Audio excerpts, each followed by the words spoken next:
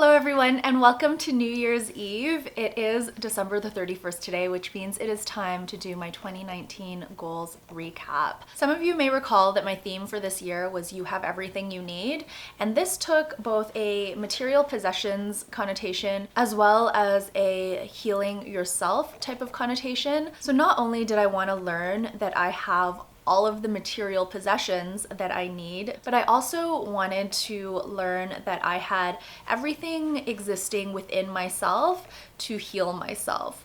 And by that, I do mean like my mental health journey. When I left work, I was in a pretty dark place. I was very unhappy. I was also very uncertain about my decision. I knew for my mental state, I needed to make a change, but still I was second guessing myself a lot of the time because I didn't know whether not having a full-time job would be a real blow to my ego and I would feel less than and I would feel judged. So I was going through a lot of that last year. That's why I really wanted 2019 to have a theme of you have everything you need. You don't need all of these extraneous things to make you happy. You have everything that's important to you. You have your health, you have loved ones around you, you have shelter, you have a home, you have clothing, you have everything you need. After a year of seeing this theme everywhere, I named my phone this theme. I have a manifestation journal with this theme on it.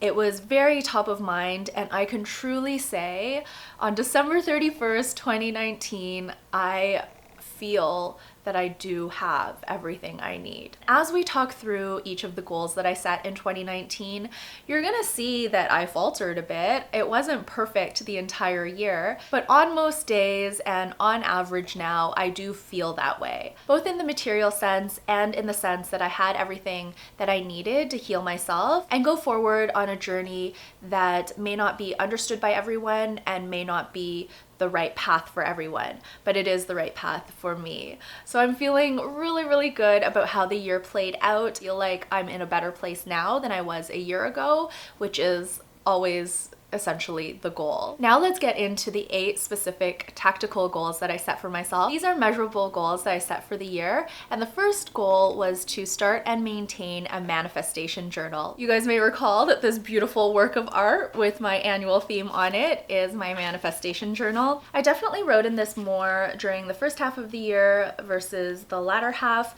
but it's about maybe halfway filled out. The things I wrote in this journal didn't manifest themselves exactly.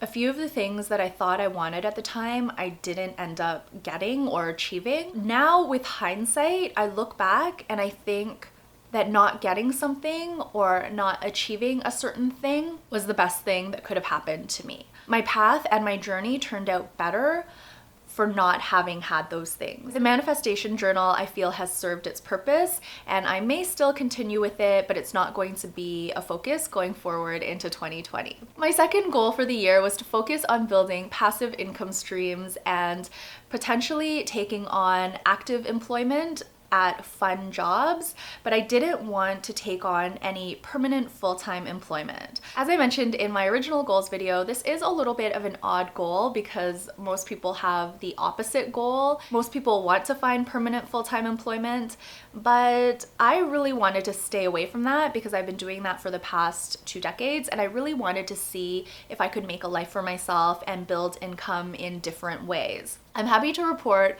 that I did do this. So in terms of passive income streams, I wouldn't say I hit on anything groundbreaking. I basically just rebalanced my portfolio, made sure I was comfortable with my investments, and my investments I think have been doing quite well. I haven't reconciled my annual finances spreadsheet yet, so I don't know exactly how well they've done, but I do believe they have tracked up over last year, so I think I'm in a pretty decent place. And I also didn't have to draw down on any of my investments during the year. I had enough passive income and active income throughout 2019 to sustain my budget for the year. That is a beautiful thing because that means I can keep going on this journey for longer, and I have a bit more confidence to continue this journey for longer. If you watch my vlog channel, you'll know that I did take on some active employment during the year. There are a few things that I talked about, including working at TIFF and now working at Firefly. At TIFF, I just worked in the call center, but I had a great time doing it. It's been years since I've done a transactional job and a customer service-based job. I used to do these types of roles when I was in school and I enjoyed them, so I really enjoyed TIFF, but I also liked that it was a short-term stint. For the month that I worked in the call center, I really enjoyed it. I learned a bunch of stuff. I found my voice again because I had to talk to so many different people. Before that, I was very clammy. I didn't want to talk to people. I was almost afraid to talk to people, and I feel like I was going down the path of severe social anxiety. But the call center job really was what I needed at the time. I talked so much that I became comfortable with it again, and I found my voice again, which is amazing. And it's not just the call center job. I mean, I did other things that helped with that. So for example, the memoir writing classes really helped with that. I also facilitated some webinars for my friend's company, which helped a lot as well. All of these things really added up to helping me overcome that fear of speaking. And not just public speaking, fear of speaking to anyone. Before, I would really avoid making phone calls. I hated making phone calls, even to ask if a store was open or whatnot, or to order food. I just did not like it. I would avoid it. But now I will just easily call up whomever or whatever business and ask for information. So I am much, much, much better. And it seems like such a small thing. If you haven't gone through it, you probably think I'm exaggerating, but really I just didn't want to interact with people at all. In terms of other active employment, I did recently take on a part-time job at a writing studio. It's a contract position that's renewable each year. I am going to renew the contract for 2020. I'm super excited about it because I am loving this job. I love the people that I work with. I love the tasks. I love the studio. It's basically a weekly studio visit. So I go in once a week just to restock supplies and make sure everything is just so. And then the rest of the time I work from home. I work on website. I'm going to be doing social media. I work on a lot of organization type things, emails, that sort of thing. Most of that can be done at home, but I just love it. Those were the big things for this year. So the rest of the video I'm going to try to get through pretty quickly because it's been quite some time. The third goal was to meditate for at least an hour per day, and I was very gung-ho at the beginning of the year. I was meditating for 2 hours a day, and I was saying that that would be the ideal. That fell off very quickly, and I changed my goal to 10 plus minutes per day. But even that was difficult to maintain after a while. I can't remember the last time I meditated. Well, I know it was around the time that I had jet lag. So I guess it wasn't that long ago. It was probably just a few weeks ago.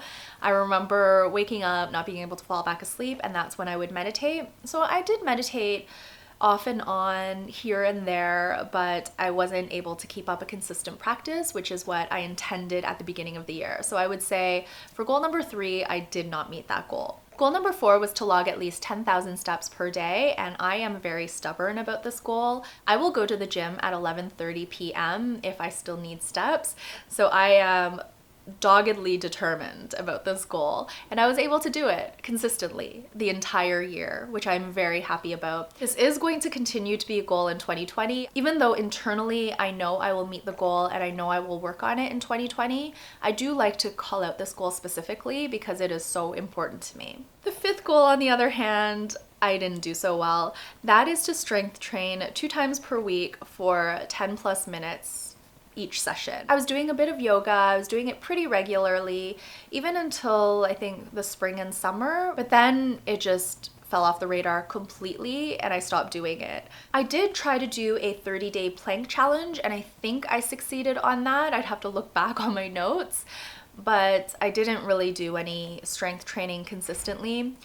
I've tried to meet this goal for many, many, many years, and I gave up for a few years because I knew it wasn't a priority, but then I thought I would pick it up again now that I'm a little older and I'm feeling like I do need a little bit of strength training, but I can safely say it still is not a priority. So I will not be reattempting this goal in 2020. I still really want to get into a consistent yoga practice, but I'm not going to make it a goal. I'm going to just go with my gut instinct, do yoga when I feel my body needs it, and at the other times I'm not going to be hard on myself. But I am in the back of my mind thinking about how I can work yoga or some strength training into my routine. This is a tough one. I'm not sure what it is about this goal, but I haven't been able to figure out this one. My sixth goal was to meet my monthly average expense target, and I'm happy to say I was under budget this year. If you watched my last no buy update for 2019, you'll know that I was sitting at around 82% of my budget,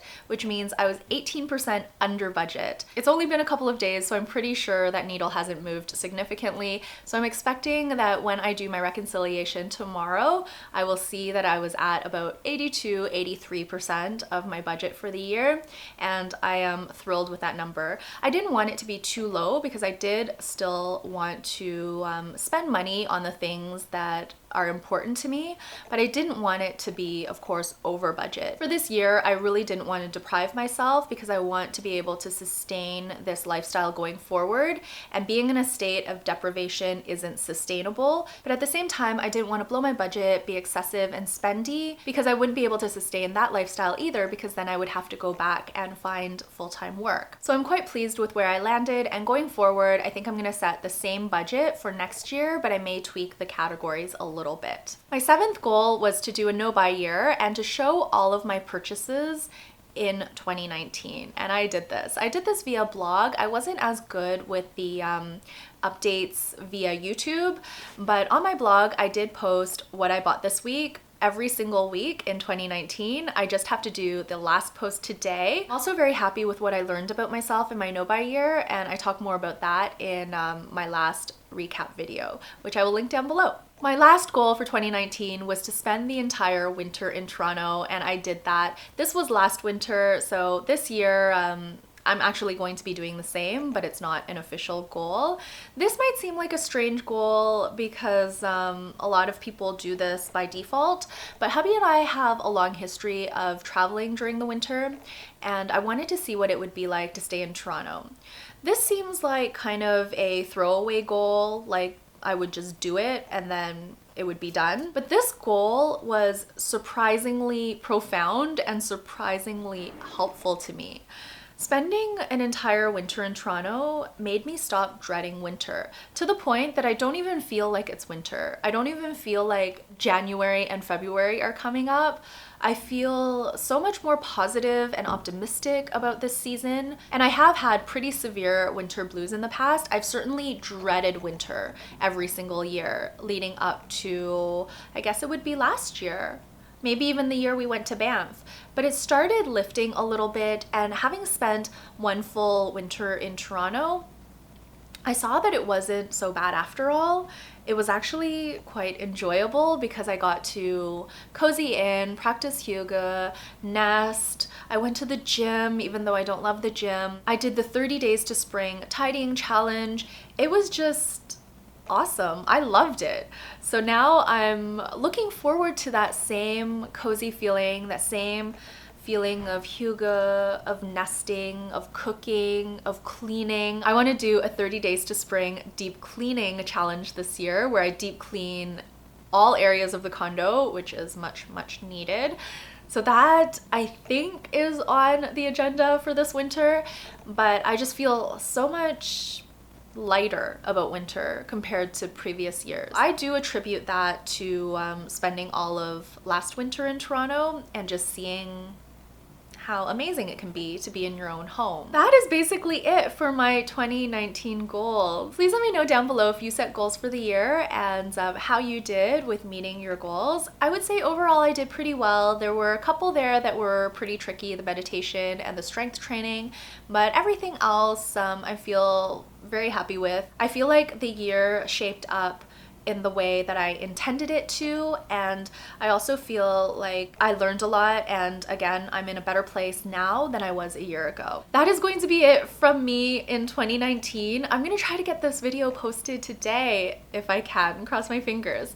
Thank you all so much for watching this channel. I do have a vlog channel called Authenticity. I do a lot of self-reflection and a lot of chit chat in those videos. They are quite lengthy videos.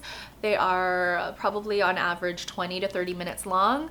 So I understand if you're not interested, but if you are, I will link it down below. Thank you guys so much from the bottom of my heart for continuing to watch my videos. I love the interaction with you guys, and I do appreciate so much the time you take to watch my videos. Even if you only watch a portion of the video, thank you so much for tuning in. I hope you have a very wonderful and safe New Year's Eve celebration tonight. I will see you all very soon in another video. The next video posted is going to be my 2020 goals video. I am so excited for the year, and I hope you guys are too. I will see you all very, very soon. Until then, please take care and bye for now.